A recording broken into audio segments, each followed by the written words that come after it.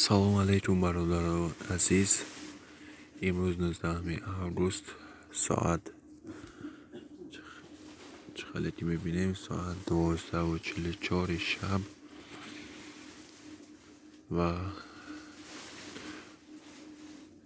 1000 روبل 164 تومان 20 درم در همه بانک‌های تاجیکستان، دلار 10.25 یورو باشد 10.44. و برادران عزیز, ярдона дилари бепла меҷахем ва подписаться мекунем, колокольчик каналда ҷараён мекунем ва иншаллоҳ ки курс боз ҳам баланд мешавад ва ҳама каса дастгирия фаромӯш намекунем. бародаро, боқӣ сарбаланду обод бошед. хобои нағз.